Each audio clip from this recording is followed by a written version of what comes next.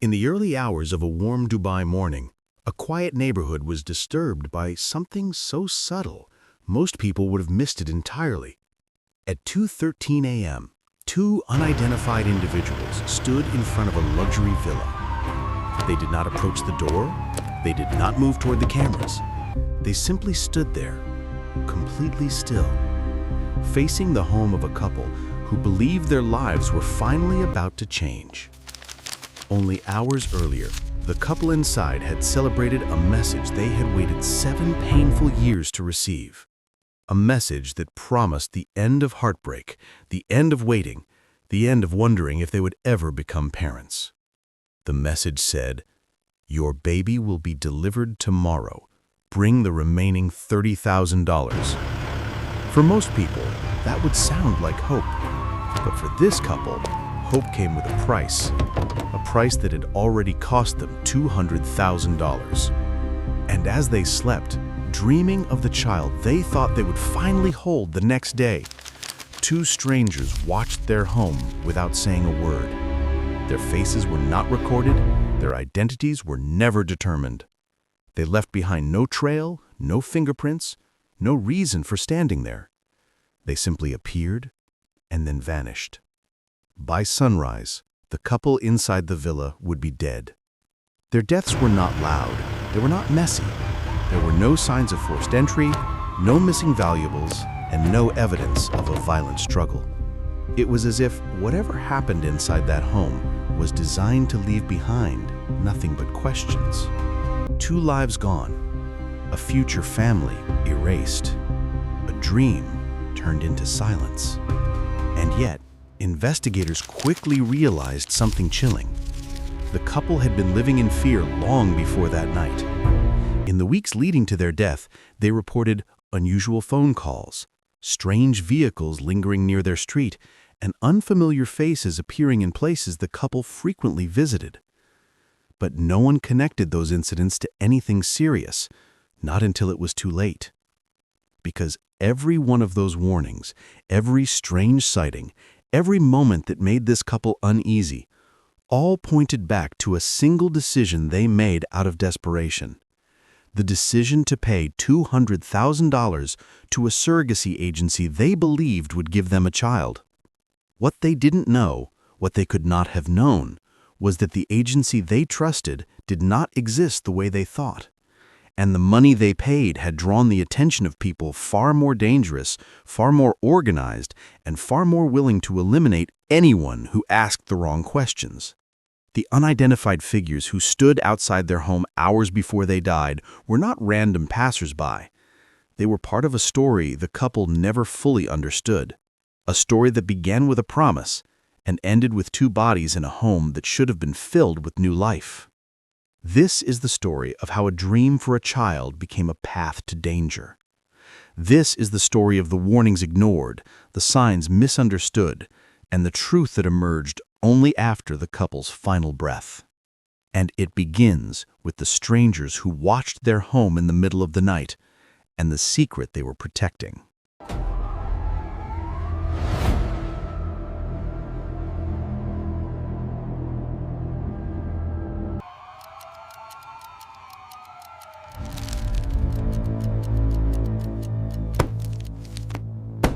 Seven years before the tragedy, the couple had already begun to feel the weight of time pressing against their dreams. Their home was beautiful, successful, and filled with everything money could buy, everything except the one thing they wanted most: a child. Doctors had delivered the same painful news over and over again. Natural conception would be nearly impossible. Treatments failed, options disappeared, and slowly the hope that had once filled their home began to dim. Then, one afternoon, the wife discovered something that seemed like an answer. An agency, international, discreet, and highly praised online, promising guaranteed surrogacy for couples facing infertility. No wait lists, no complications, just a premium service for families who deserved the very best. The agency's representative responded immediately. They offered the couple an exclusive package: $200,000 in exchange for a healthy surrogate, full medical care, legal protection, and what they described as a stress-free path to parenthood. For the couple, it sounded perfect. Too perfect. But people in pain rarely see warning signs clearly. The payments were made in stages. Contracts were signed. Meetings were arranged. And within months, the agency announced they had found the couple's ideal surrogate. A young woman from overseas, medically screened, emotionally stable, legally protected. The couple didn't know her name. They didn't know her background. They didn't know anything about her except what the agency told them. But they trusted it, because trust is easy when you want something badly enough. And then the first quiet danger appeared. It came not as a threat, not as a warning, but as a stranger. One evening, while the couple sat in a cafe discussing plans for their future child, a man at the next table seemed unusually attentive. Not rude, not intrusive, just listening. When the couple stood to leave, he approached them gently and said only one thing: "Be careful who you're dealing with. Surrogacy attracts the wrong people." He didn't explain. He didn't introduce himself. He simply walked away. The couple dismissed him as someone with an opinion he shouldn't have shared, but something about his tone unsettled them. Something calm, something certain, something that stayed in their minds long after he was gone. Still, they moved forward, because the agency assured them everything was progressing, because the surrogate was supposedly pregnant, because their dream felt close enough to touch. But the truth was already shifting beneath them. Small inconsistencies appeared. Emails arrived with odd delays. Contract details changed subtly. Updates from the surrogate came through third parties instead of directly. Nothing large enough to raise alarm, just small cracks. Too subtle to see, yet impossible to ignore. And quietly, without their knowledge, the path they believed would lead them to a child was already leading them somewhere far more dangerous.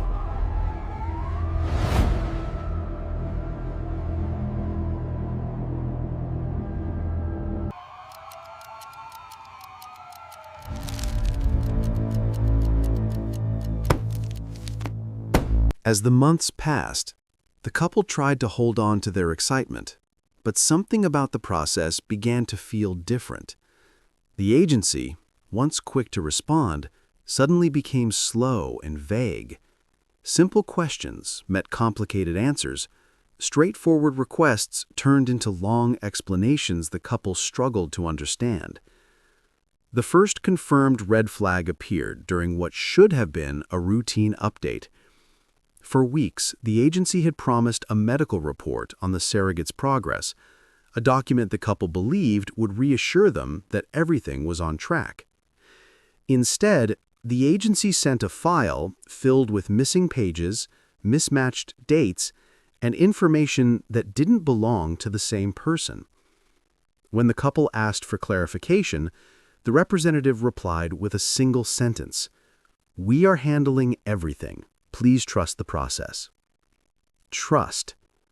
That word, once comforting, suddenly felt like a warning.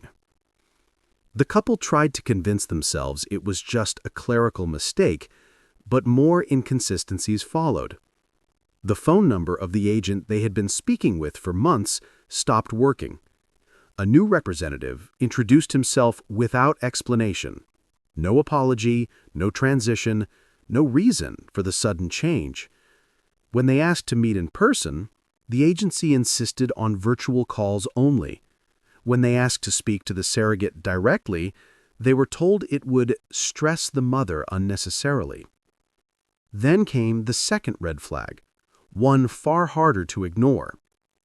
One afternoon, as the wife walked through a shopping center, she noticed a woman standing near the escalators holding a phone pointed in her direction. At first, she thought the woman was simply taking a picture of the storefronts, until she saw the angle. It wasn't the stores. It was her.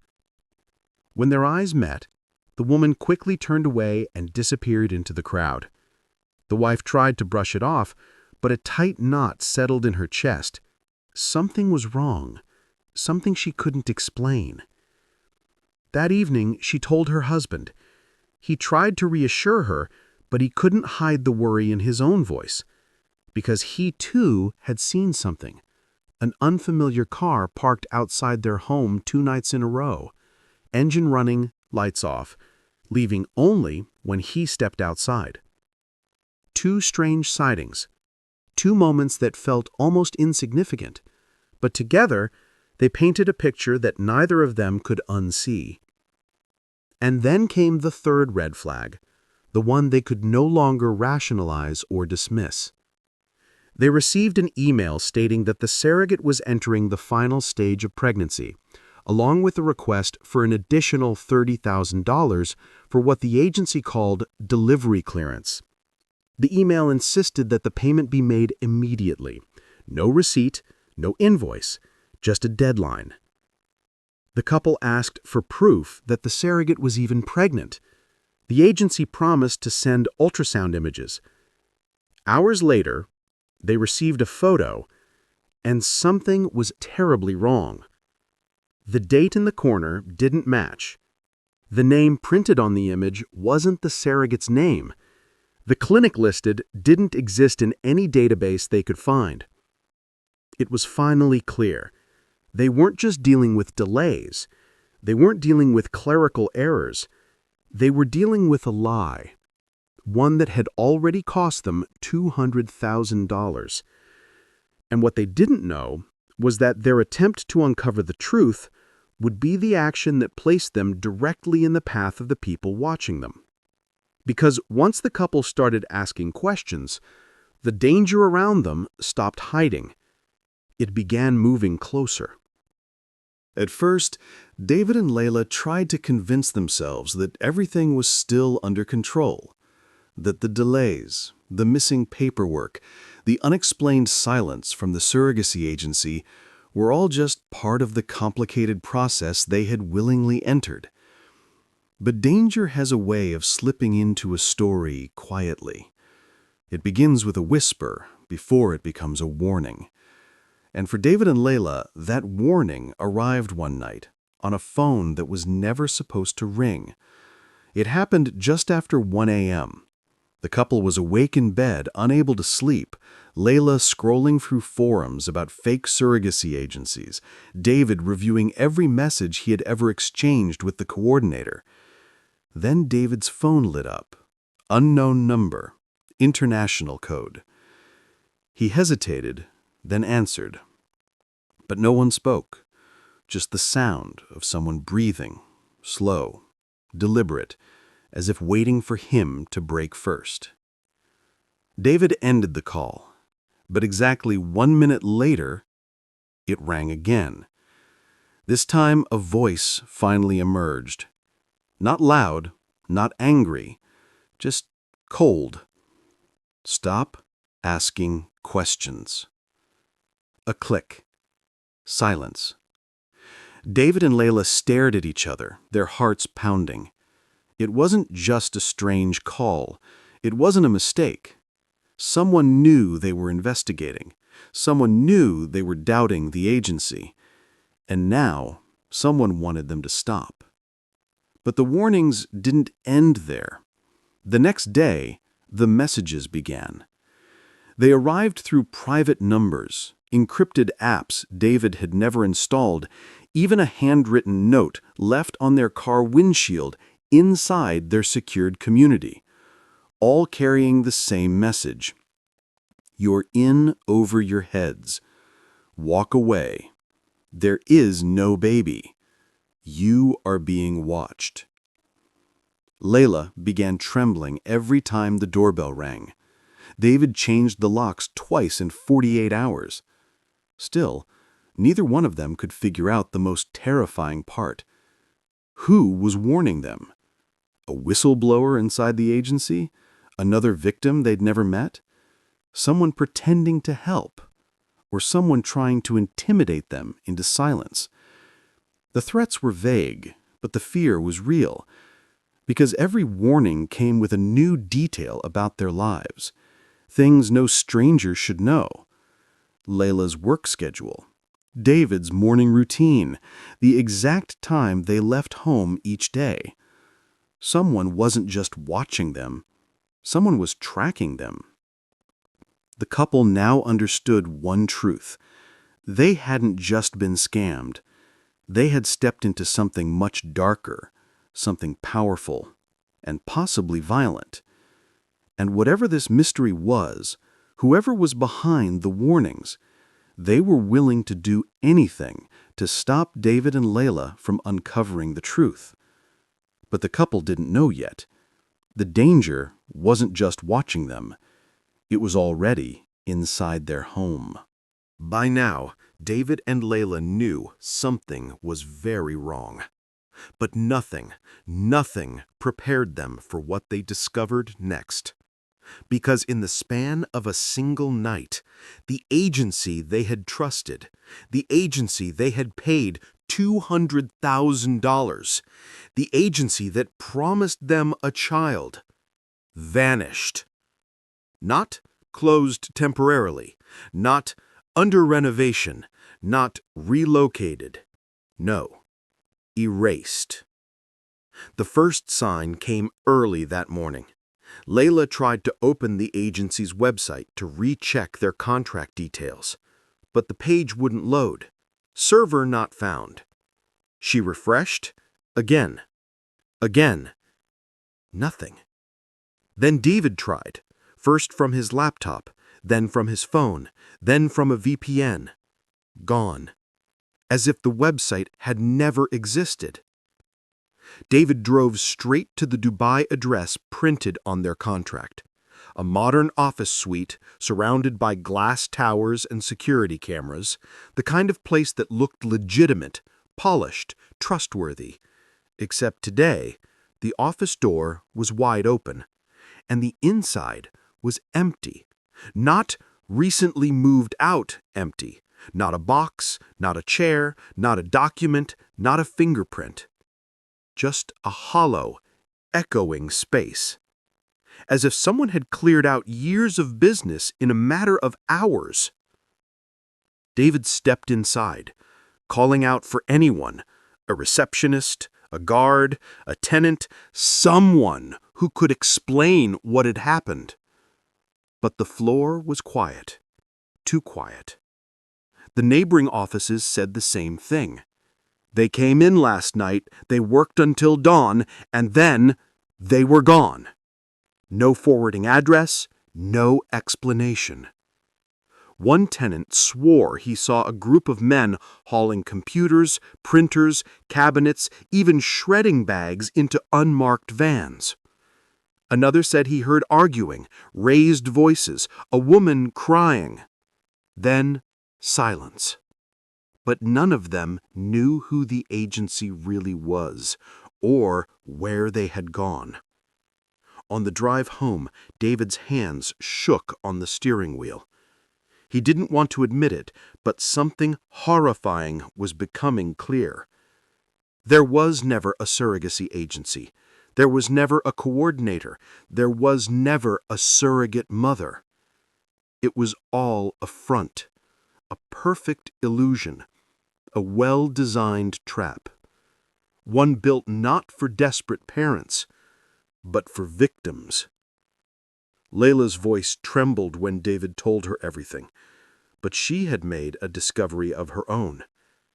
She checked their bank transfers, the emails, the profiles, the paper contracts, and found something chilling. Every digital record linked to the agency had been deleted. Every trace of their communication erased. Every file wiped clean. Not hacked, not glitched. Systematically removed by someone who knew exactly what they were doing. David and Layla weren't dealing with scammers. They were dealing with professionals. A network, a machine, a A conspiracy so calculated, so coordinated, that it could vanish an entire company in a single night without leaving a fingerprint behind. And now, whether the couple realized it or not, they were in the way. And the people behind this scheme weren't finished with them yet. Because when a group this powerful erases itself, it's usually preparing to erase something else, or someone. For days, David and Layla tried to convince themselves that the disappearing agency was the worst of it, that the threats would eventually fade, that whoever stole their money would move on to their next target and leave them in peace. But fear has a pattern. It doesn't strike once, it circles back and gets closer each time. And the first sign that the danger was now closing in appeared in the most ordinary place, their own living room. It happened when David noticed something strange on their home Wi-Fi list. A new device connected at 3:14 a.m., a device neither of them recognized. No name, just a string of numbers. He checked the logs again. 2 more devices had connected the night before. Another the night before that. Someone wasn't just watching them. Someone was inside their network. At first, David wanted to believe it was a glitch, but then he checked the security cameras they had installed outside the house. Every single file from the past 2 weeks had been erased. Not corrupted, not missing. Deleted, as if someone wanted to ensure there were no recordings of anything. That was the moment the realization settled in, not like a shock, but like a slow, creeping cold. Someone had been there, on their property, close enough to touch their walls, close enough to look through their windows, close enough to know exactly how to get in without being seen. Later that evening, Layla opened the blinds in the bedroom, and there, across the street, was a black SUV parked with the engine running. It didn't have plates, it didn't have parking decals for the gated community, and yet it always seemed to be there, always in the same spot, always idling, always watching. When Layla stepped away from the window, her phone buzzed. A message from an unknown number. Just one sentence. Stop looking outside. She dropped the phone, her breath caught in her throat, because the message wasn't threatening. It was observational. Someone had seen her. David rushed to check the locks for the 5th time that day, but when he opened the front door, he froze. A small envelope had been slid beneath it. Inside was a single photograph. A picture taken from a distance. A picture of them. David and Layla standing in their kitchen 2 nights before, talking, laughing nervously, trying to reassure each other that things would be okay. Except they weren't alone. Someone had been close enough to take that photo without either of them noticing. Someone was entering their home whenever they pleased. Fear turned into paralysis. Every light they turned on felt like a beacon. Every shadow felt like an intruder. Every creak in the hallway felt like footsteps.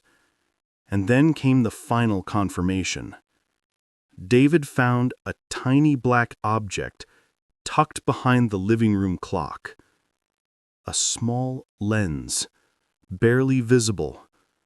A camera. Not theirs, not installed by them, not bought by them. Someone was watching them from inside the house. Every conversation, every whisper, every moment of fear. The couple had been trying to uncover the truth, but the truth had been watching them the entire time, waiting, studying, tracking their every move, And the people behind this surveillance weren't threatening them anymore. They were preparing for something else, something final, something irreversible. And it was already closer than David and Layla realized. The night it happened, the air inside the house felt different, still, heavy, as if the walls themselves were holding their breath. David and Layla tried to stay awake together, but exhaustion finally dragged them into a shallow, uneasy sleep. They didn't know it yet, but the moment they closed their eyes, the intruders made their move. It began with a soft click, too quiet to echo, too soft to sound threatening, but loud enough for someone who was already afraid to feel it in their bones. The front door had been unlocked, not forced, not broken, unlocked, with a key that wasn't theirs. A figure stepped inside. No hesitation, no fear of being seen. They walked as if they had been here before, as if the house belonged to them. The first intruder stayed by the entrance, blocking the only way out. Two more moved down the hallway, their silhouettes gliding across the walls. One of them paused at the family portraits, pictures of David and Layla smiling in Dubai, celebrating anniversaries, dreaming of the child they thought was on the way. The intruder tilted his head, almost studying them, almost mocking them.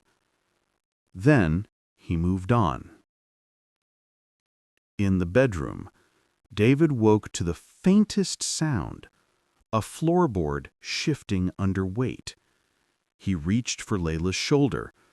Her eyes shot open. They didn't speak. Fear silenced them both. Then they heard it, the slow creak of the bedroom door opening. Not violently, not hurried. Calm, controlled, intentional. A shadow filled the doorway. David and Layla held each other, barely breathing.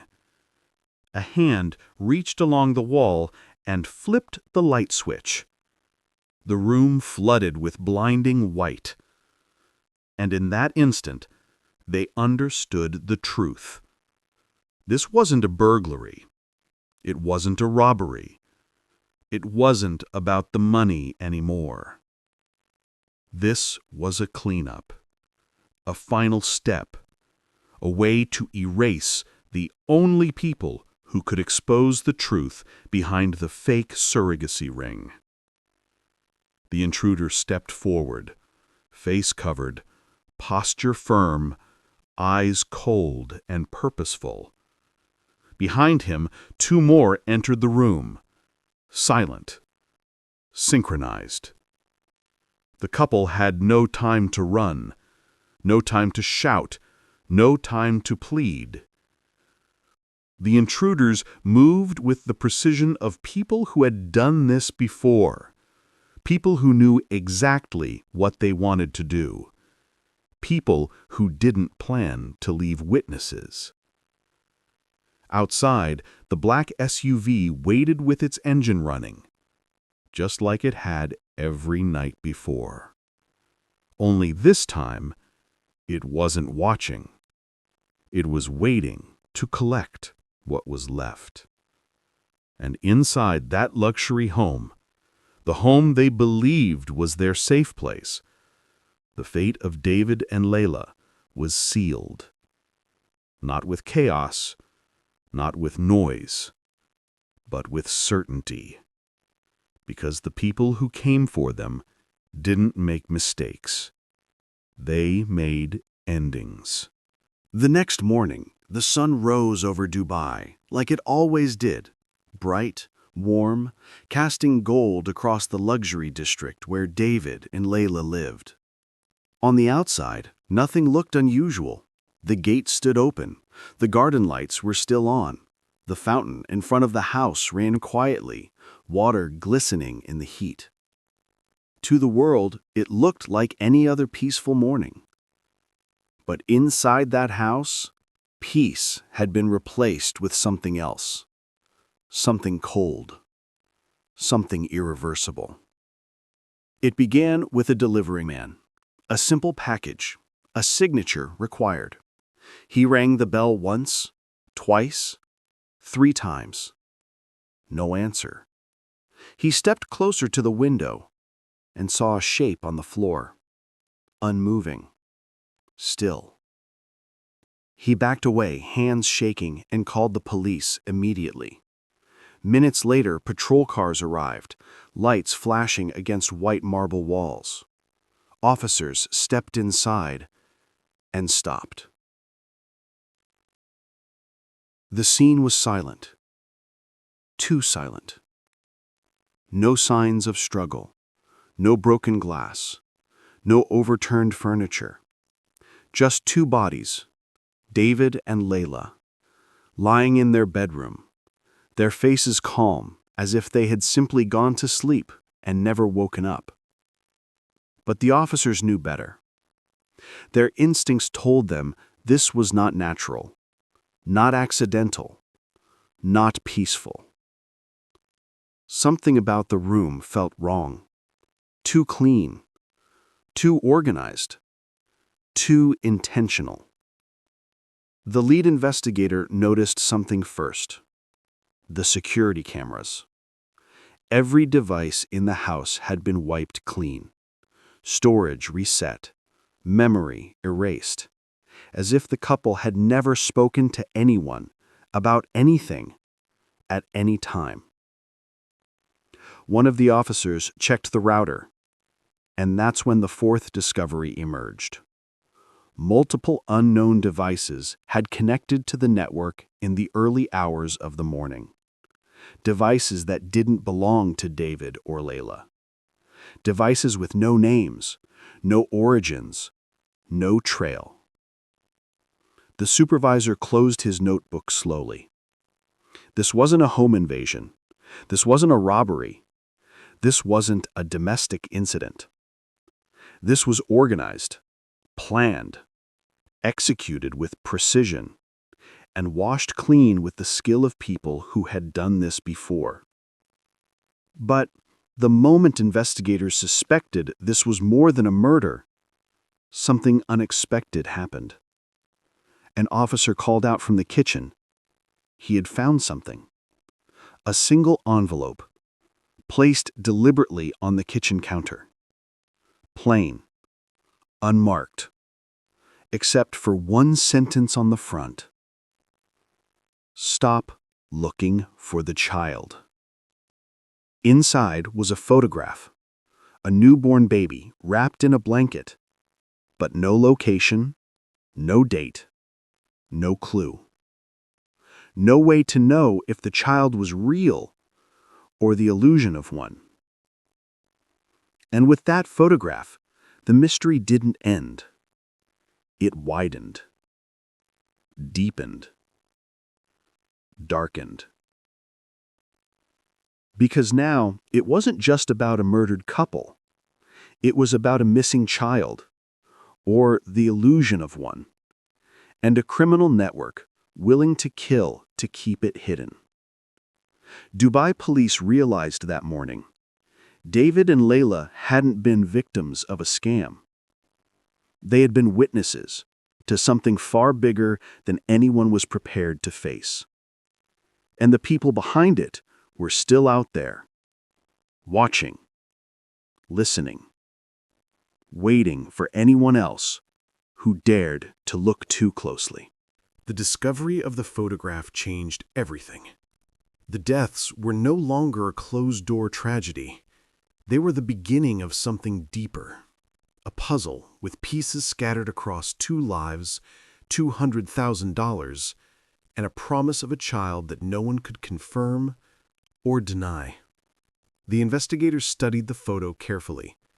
The newborn's face was partly covered, the blanket plain, the lighting soft and natural. Not a hospital, not a clinic, not any known surrogacy facility. It looked intentional. It looked staged. But there was something else. A faint reflection in the infant's dark eyes. A shape, a silhouette. Someone holding the camera. Forensics enhanced the image, but the reflection remained blurred. Human-shaped, gender unknown, identity untraceable. Yet one truth surfaced. This was no stock photo, no internet duplicate. Digital analysts confirmed it. This photograph had been taken no more than 48 hours before David and Layla were found dead. That single detail ignited the first spark of possibility. The baby might be real. And if the baby was real, then the motive for the murders went far beyond money. It went to possession. It went to secrecy. It went to control. Investigators dug into every trace David and Layla had left behind. Bank transfers, deleted emails, erased chat logs, and fragmented GPS data. Although most of it had been wiped clean, digital forensics unearthed one anomaly. A location ping from David's phone 2 weeks before the break-in. A remote warehouse in an industrial district outside Dubai. Not a place connected to any legitimate surrogacy center. Not a clinic, not a business. Just a silent building with tinted windows and no signboard. Officers drove to the location. The warehouse stood empty. No equipment, no paperwork. Only dust-covered floors. But in the corner of the main hall, behind a stack of discarded pallets, something caught their attention. A small blue blanket. The same shade as the one in the baby's photograph. Folded. Clean. Untouched by dust. Someone had placed it there recently, after David's phone last pinged at the site. After the murders. Almost as if they wanted the police to find it. Next to the blanket was an empty baby bottle, its label scraped off. And beneath the bottle, a scrap of torn paper.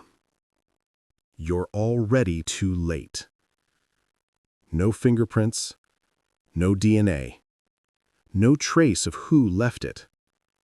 But the implication was clear. Someone wanted the police to know about the baby. Someone wanted them to chase the trail. Whether to reveal the truth or to lead them into another trap was unclear. Investigators examined the building's security system. Cameras were disabled, hard drives removed.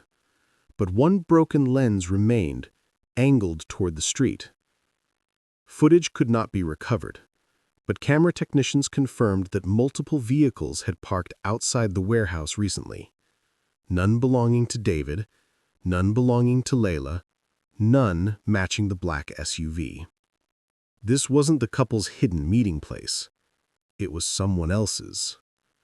Someone who controlled the entire operation. Someone powerful enough to erase themselves, but careless enough to leave fragments behind. The photograph, the blanket, the bottle. 3 clues pointing in the same direction. 3 indicators that a child, a real child, was part of this story. And that child was nowhere to be found. The mystery was no longer about who killed David and Layla. It was about who took the baby, why the couple was silenced, and who exactly was determined to keep the trail alive long enough for investigators to follow it. Because whoever was controlling the narrative wasn't trying to hide the truth. They were shaping it guiding it. And the deeper investigators went, the more they realized this wasn't a crime scene. It was a message, a warning, a doorway into a network far larger than one missing child. And behind that doorway, someone was waiting. The clues did not lead investigators to a single suspect. They led to a system, one so large, so hidden, that at first it didn't seem real. But the more they pulled, the more the truth began to unspool. It started when investigators traced the money trail from David and Layla's $200,000 payment. The account they wired the money to was already closed when police checked it, emptied, wiped, dissolved. But international banking protocols preserved fragments of its transaction history, and those fragments pointed to something chilling. The funds had not stayed in Dubai. They had been split into 6 smaller transfers sent to 6 different countries: India, Ukraine, Georgia, Kenya, Thailand, and Cyprus. 6 countries known for legal surrogacy loopholes. 6 countries repeatedly mentioned in human trafficking reports. 6 countries tied to a growing underground market for newborns. This wasn't a scam. It was a supply chain.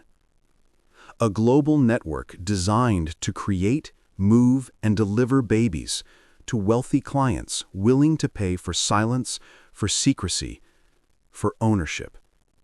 A network where some mothers didn't survive childbirth and where some children were never seen again.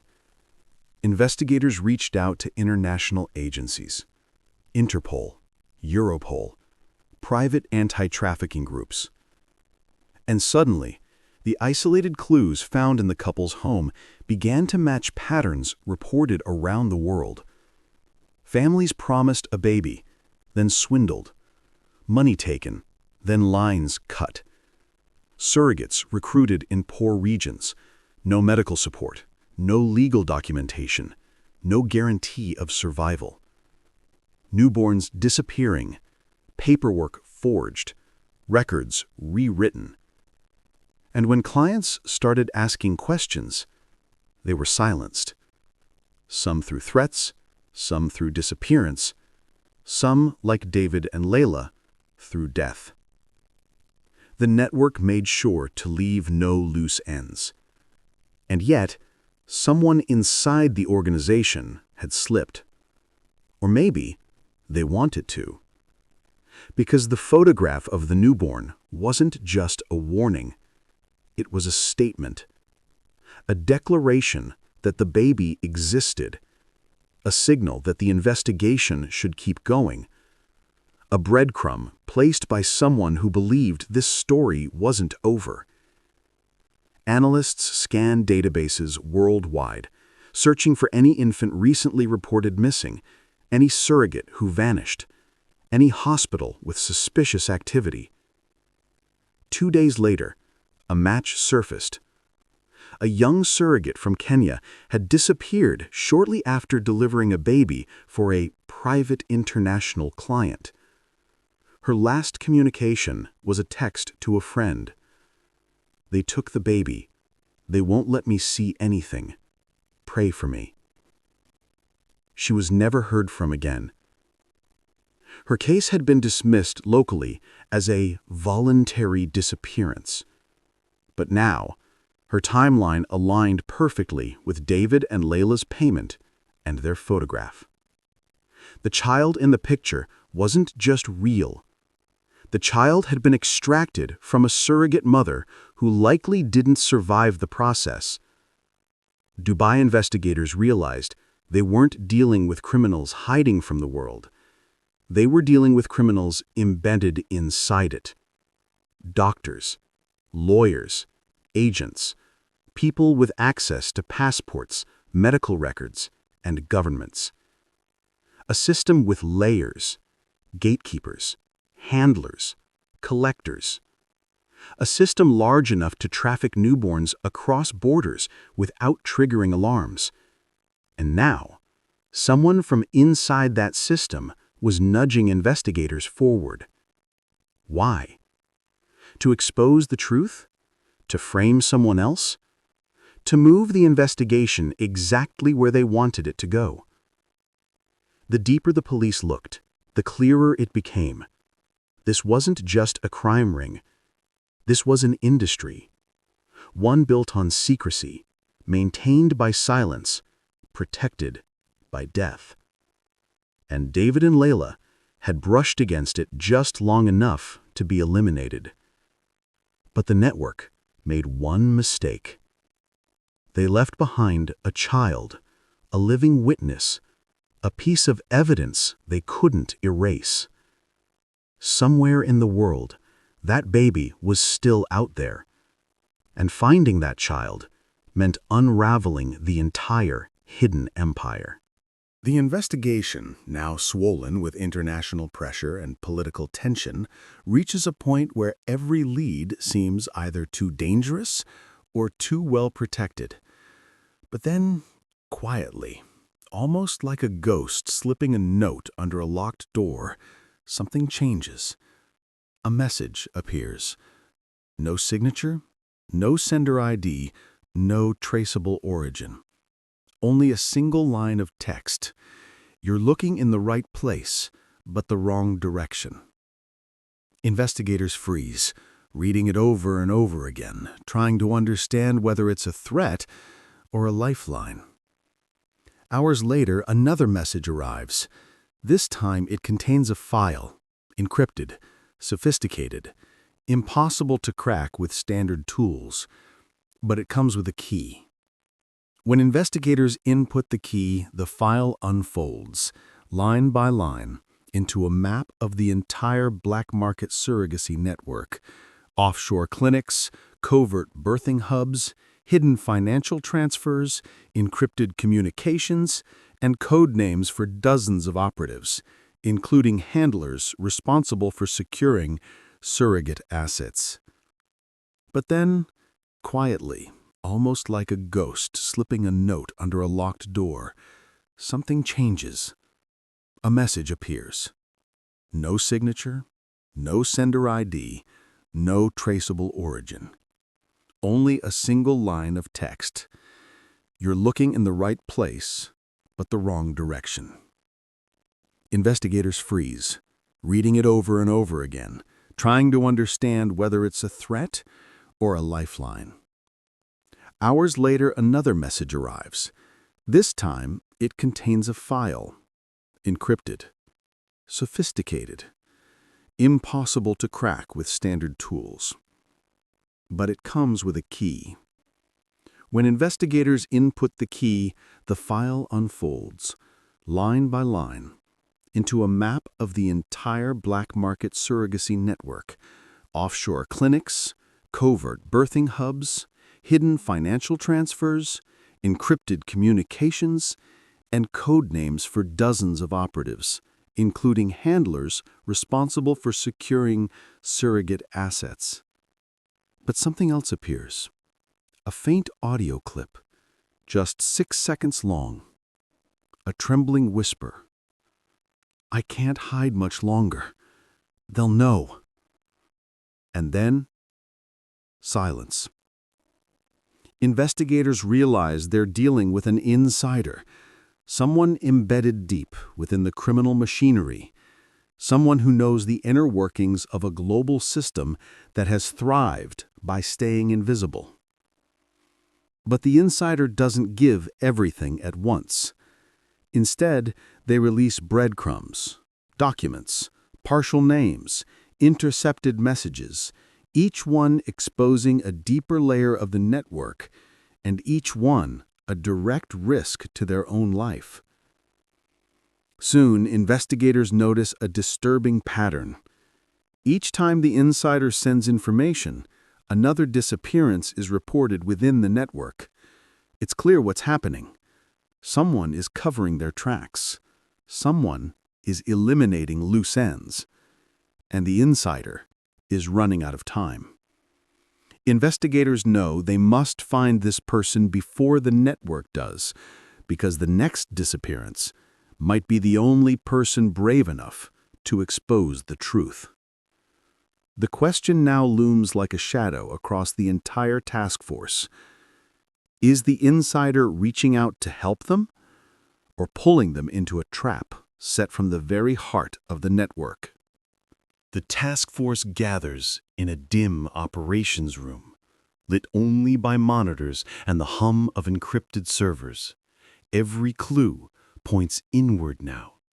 Every whisper, every leaked document, every coded message, they all suggest something investigators never wanted to consider. The insider might not be outside the investigation. The insider might be among them. The realization sinks like ice in their veins. Across the room, agents look at one another, not with suspicion, but with fear. Because if someone inside the task force is secretly feeding them intel, it means someone inside the task force is also playing both sides. The next leak confirms it. A classified surveillance photo arrives, time-stamped, watermarked, and never released outside the team. It shows two figures meeting in a parking garage. One of them is a known operative from the Surrogacy ring. The other is wearing a task force badge. But their face is blurred, intentionally, digitally manipulated. Someone doesn't want the truth known, at least not yet. Investigators begin to dig deeper, cross-checking access logs, encrypted communications, and secure building entries. That's when they discover something terrifying. One agent has been accessing case files at odd hours, only for minutes at a time. Never long enough to trip alarms, but always right before the insider sends new information. Whoever this agent is, they aren't just leaking intel, they're choosing which evidence the task force receives and which evidence stays buried forever. The insider's next message finally breaks the silence. You're close, too close. Stop searching internally. It's bigger than one traitor. But the task force ignores the warning and initiates a covert sting. They plant false intel, names, locations, dates, and wait to see who accesses it. Minutes pass, then an hour, then a red alert blares through the system. Someone inside the building is downloading the planted information, routing it through an unregistered device, and transmitting it to an offshore server connected to the Surrogacy network. The mole is active, live, right now. Agents swarm the hallways, doors slamming open, weapons drawn, shadows moving fast and sharp under fluorescent lights. But the device they track leads them somewhere no one expects. A maintenance closet. Empty. Cold. Silent. Inside sits a small router wired to a pre-programmed laptop, looping one person's credentials over and over again. The perfect decoy. The real double agent is still out there. And as investigators stare at the planted machine humming quietly in the dark, a new message arrives on the main monitor, sent from the insider's encrypted channel. You're being manipulated. The double agent isn't hiding from you. The double agent is leading you. Every head turns slowly, the weight of the words sinking in. Because now they understand. Someone inside the investigation isn't just covering tracks, they're orchestrating the entire chase. The question is no longer who is the double agent. The question is, what do they want, and how much blood has already been spilled to keep their secret alive? The investigation takes a sharp and unexpected turn when a new trace appears, one that doesn't come from the insider and doesn't come from the task force. It comes from a woman whose identity was never supposed to surface. Her name appears on a forgotten medical registration form from 2 years earlier, connected to a hospital in Eastern Europe. A name tied to a pregnancy with no delivery records, no discharge form, no child listed. Just one strange note scribbled in the corner of the document.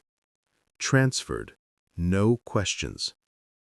Investigators freeze when they see it, because according to the surrogacy files, this might be the biological mother of the missing baby, and she has vanished without a trace. When agents search for her, they find nothing. No financial activity, no travel logs, no legal footprint. It's as if she stepped into the world just long enough to carry a child and then disappeared into smoke. Her neighbors tell a chilling story. They say she lived quietly, kept to herself, and rarely spoke. But 2 weeks before the Dubai couple were murdered, 3 black cars arrived at her building. Men escorted her out. She didn't resist. She made no sound. And she never came back. A retired security guard remembers something else, something he wishes he didn't. He recalls seeing her whisper something to a man beside her just before the car door closed. She said, "Protect the child, at any cost." The task force begins to suspect the truth. The couple's murder, the erased agency, the anonymous warnings, the insider, the double agent.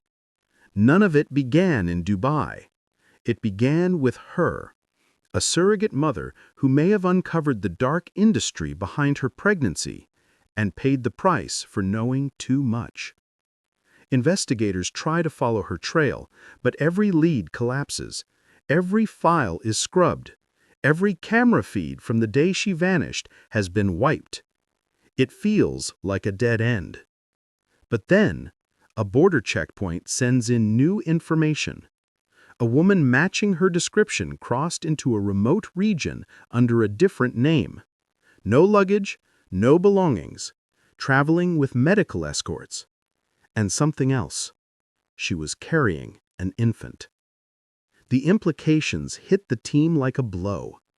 If the woman truly escaped with the baby, if she ran from the surrogacy ring, if she hid the child somewhere safe, then the Dubai couple may have been murdered because someone believed they were trying to find her, or the child, or both.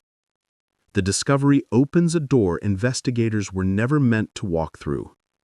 A hidden mother, a missing baby, a global ring, and a trail protected by people with too much power, too much money, and far too much to lose. And now that the team is getting close to the truth, the double agent lurking within their walls is becoming more desperate and more dangerous. Because if the vanished mother is still alive, she may be the key to everything. After months of tracing leads across continents, piecing together fragments of erased files, intercepted messages, and whispered tips, the investigation finally reaches its climax. The vanished mother is found in a small, remote village miles from prying eyes. She is alive, exhausted, guarded, but determined. And with her, the child. The baby is real, alive, protected. She reveals the full truth.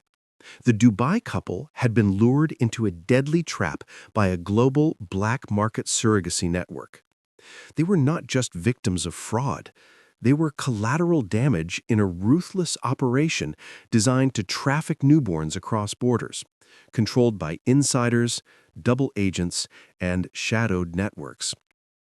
The photograph left in their home, the anonymous warnings, the erased digital trail, all part of a larger web designed to hide the truth.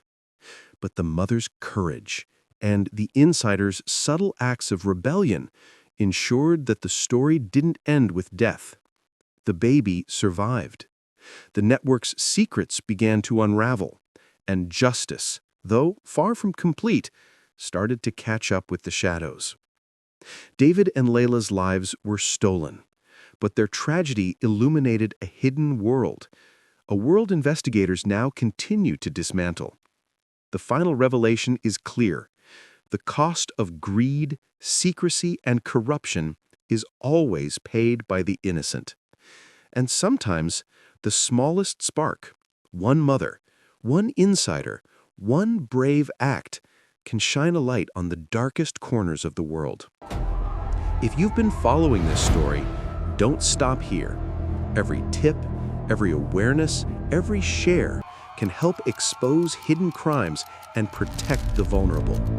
Subscribe now and join us at Crime Vault, because the truth deserves to be told, and the world deserves to see it.